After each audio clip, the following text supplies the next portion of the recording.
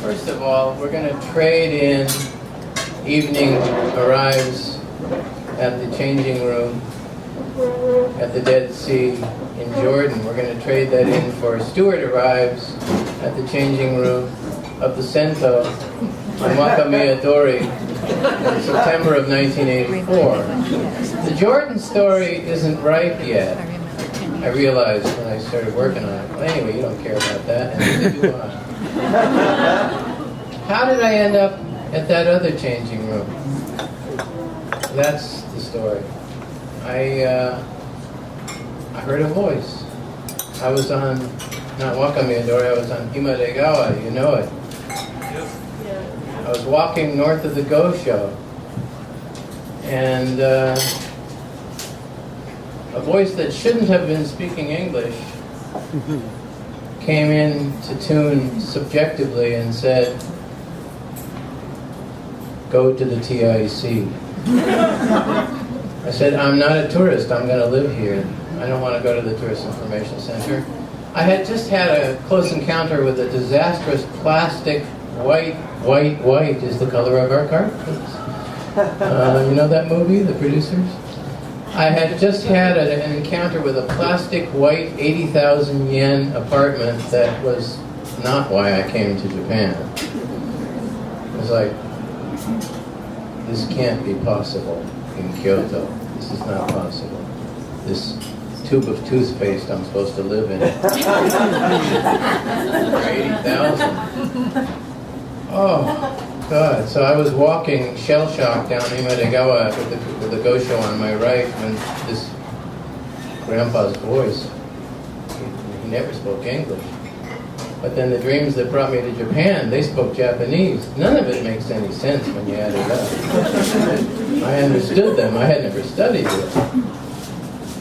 This is in print somewhere. I have to keep saying it. It's true. And Grandpa said, "Go to the Tourist Information Center." So there I was standing in line at the Tourist Information Center and waiting in line thinking, what do I do? I get up to the counter and the woman says, "We've got an interesting festival this week." I said, "Wait a minute. Before the festival, I need a vestibule." I said, "What?" I said, "Never mind. I'm overshooting your English, I can tell. How about a room?" She says, "What are you saying to me?" I said, "I'm not saying it. It's 28 years later and I'm making that part up."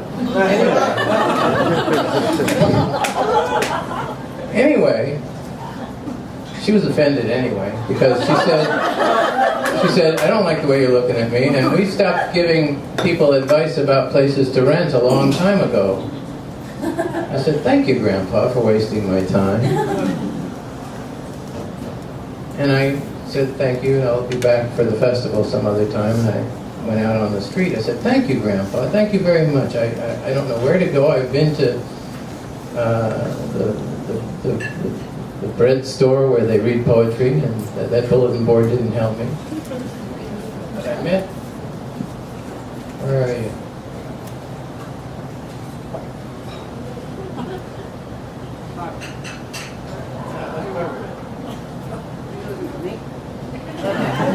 It's dark over there. Rebecca. I met you at Honyarado. Looking for the bulletin board. Anyway, I'm supposed to keep this under 15 minutes, so here we go.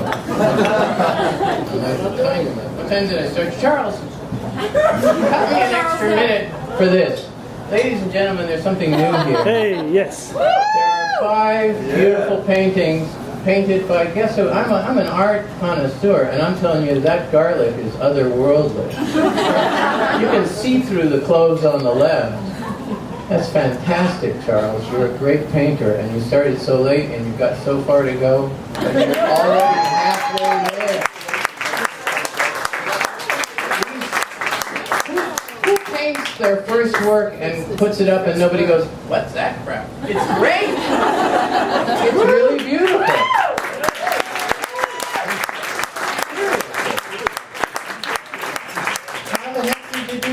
I didn't. It was a lie. I was surprised you did. The truth is hanging in the balance tonight.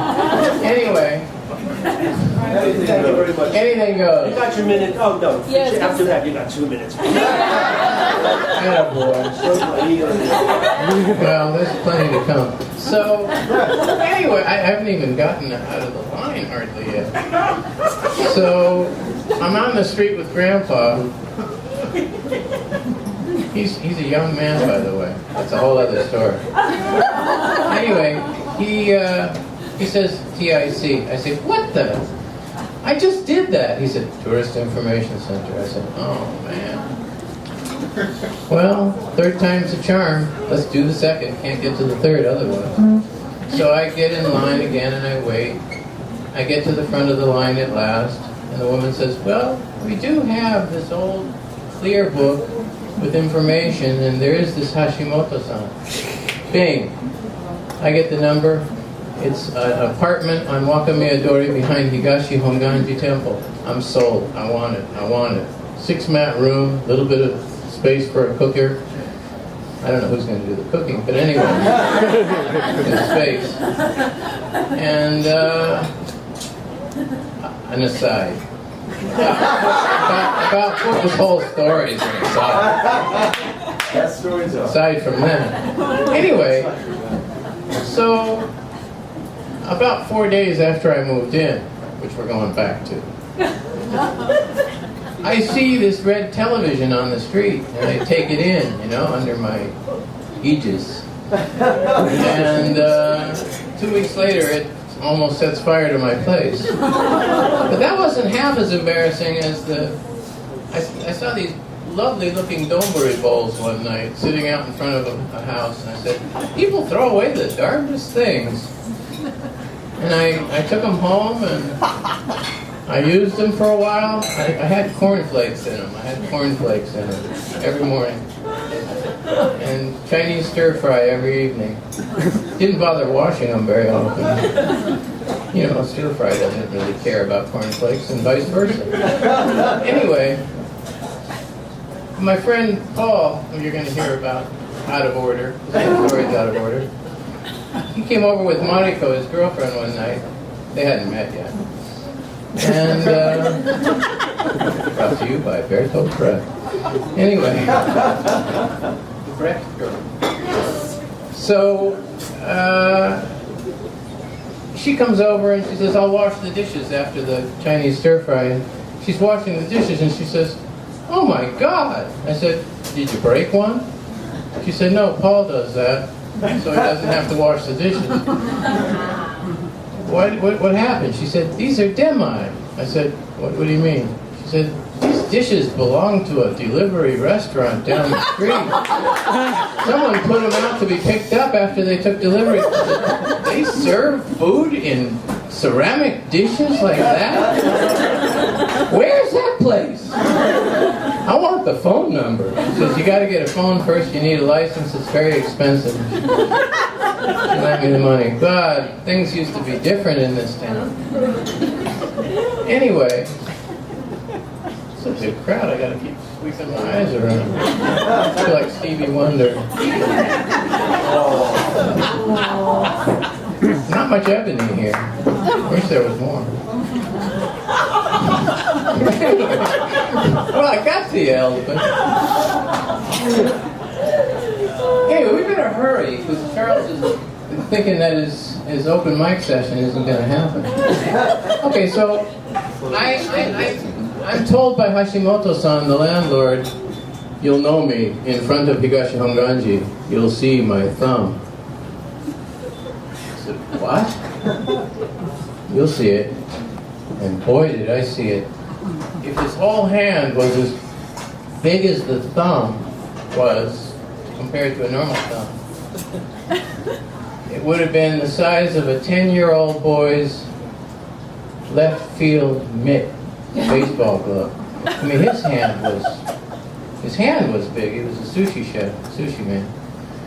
But his thumb was outsized. It was huge. And when I met him, he said, you see my thumb? I said, Hashimoto-san. everybody sees your thumb. That is.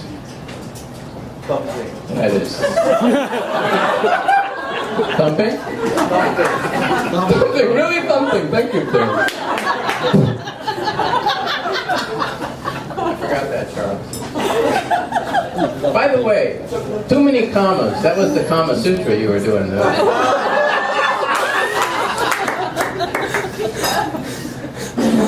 Forgive me for I have sinned. Anyway, so Hashimoto-san takes me to see the place. On the way, he says, "This is why I wasn't kamikaze pilot." I said, "They could make a bigger button." I said, "In Poland, the men cut off their trigger fingers. They made a deeper trigger, and they put them in. They were cannon fodder. They all died like flies. You don't know. You're not Jewish." Anyway, he says, "Well, I survived." I said, "Yeah, lucky you." And he takes me to the place, and I take a look around, and it looks so deliciously derelict and funky. It was really thumping. The shoji didn't have paper, they had glass. The glass was broken. That's better than torn paper any day. Shards. The tatami, you stepped on it here, and it went up over there. There were windows. I would later discover how awful these were, these windows up above the wall. That was our air conditioning. Oi.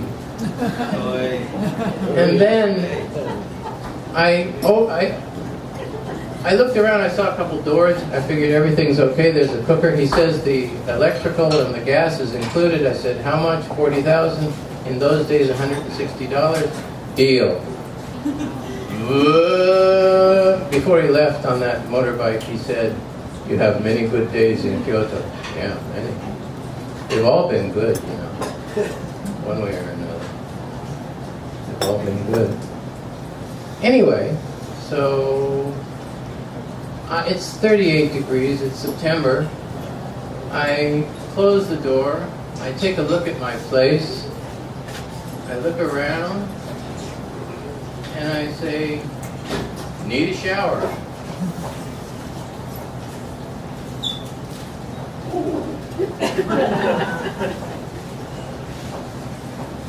Looks like a toilet that got thumped.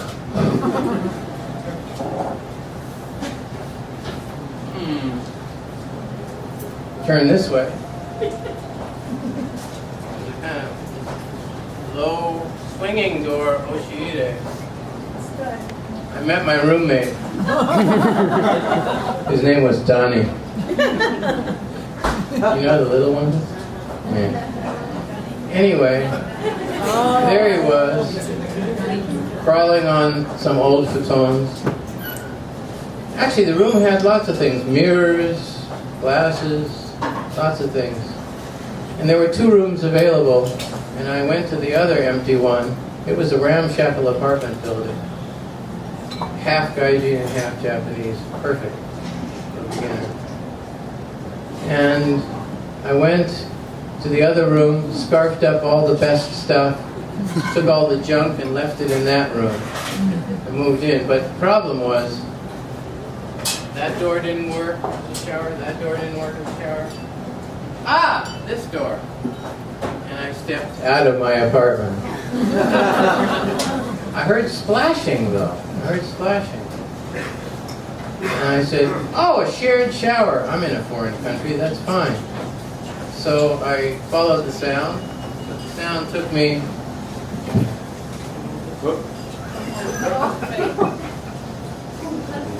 Oh, I teach public speech. But we don't use microphones. And God forbid PowerPoint. I say you have to be a speaker. Glad none of them are here watching me with the microphone and the PowerPoint. Anyway, you can just turn that off. Should have been using a timer. Okay, well, we'll go at a warp speed now. So I go out to the front where the sound of the water is, and a woman is out there, an old lady, 38 degrees. She must have been 80 herself. And she's got a bucket, and she's watering the asphalt, which I've never seen before. I figured it must be a Coptic ritual. And nothing's growing there, but you never know. I was at the Death Valley once, and if you get real close, there's all kinds of stuff. The mushrooms helped. They weren't growing there, they were dried. Anyway, a wedding gift. Amazing. Amazing wedding. Thank you, Eric. Anyway, so she was out there watering the pavement, and she looked up at me and she said, "Nan desu ka?" And I said, "Hot." Splashed water from her bucket on me. And she, as any Kyo Onna will do, snapped into action, took me by the arm, and led me to the sento, which was closed. But it had what I thought was my first kanji, 3 waving lines and an undergirding of a, not exactly a kanji, but e-kanji. Anyway, that night, you can imagine, I walked in on the women's side. Made it look like an accident. The Bandai guy said, "Auto! Auto!" I said, "No, safe." He said, "You funny." I said, "Not as funny as the guys that took off all their clothes and put them in the shoe locker outside." You know that story? John Anderson was going to tell it. I just stole it from him.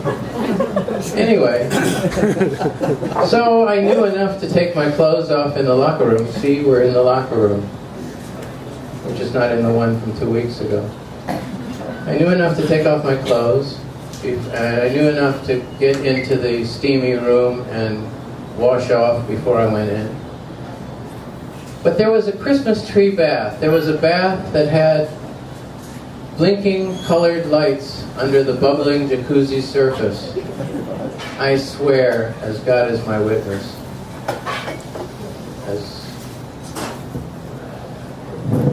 you can't make this up. Red, green, yellow, and blue, blinking for the next 10 months. It was wonderful. But I was shy, and there was a guy in the bath, and I saw a bath at the end. There were 4 or 5 baths. I saw a bath at the end that was small, and nobody was in it. Yellow thing on either side. My first experience of being a human rocket, I got this hernia scar, you know. It just doesn't like electricity. And it went, "You had surgery when you were 5, remember?" Oh, God! Right past Mount Fuji. And there I was, on the pavement, prostrate, no pun intended. Pretty bad one if I didn't. Shouldn't have even mentioned it. Anyway, so there I was. By the way, this is my shaking hand. This is my hand for shaking. Nice to meet you. That's called Parky. Parky the car. Okay, I'll park the car. You're not supposed to do that in Japan. That's why they give you a microphone, so you won't put both hands in your pockets. Anyway. I come out of the electric bath, and I look over at the Christmas tree bath, and I say, "Look, it's been a long, long time getting here to Japan. It's been a long, sweaty journey. And that man is reading my thoughts, that guy with the marubos, with the short, you know, crew cut, almost bald, the skinny old man with a silver tooth.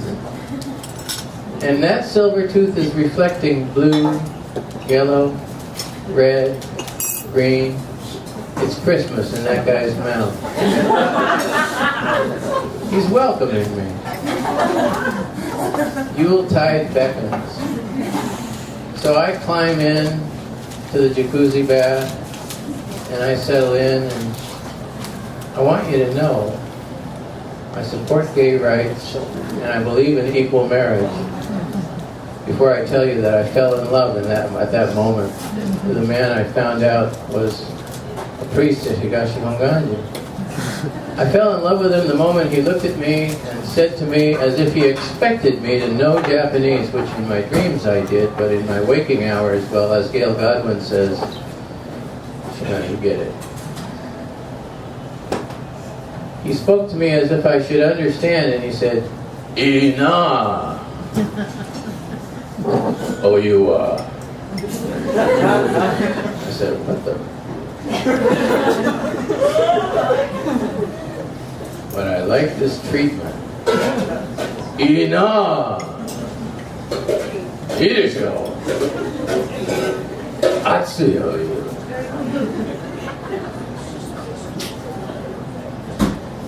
Yoi desu ne. I say, utterly ignorant, utterly smitten, utterly in love, but mostly in love, not with the old man, who I came to know well, who I became a friend with, not in love with him, or with the Butsudan painter, or with the guy that asked me to draw American maps in soap on the mirror so I could tell them about baseball. And why don't they have any teams in Florida? They will, they will. I'm a narrator who knows the future. Remember the future. It ain't what you think. And I fell in love that night, but I fell in love with Japan. And I have never fallen out of love with anyone, including Japan. When I'm smitten, I'm bitten. And Japan bit me in the neck. Thank you very much.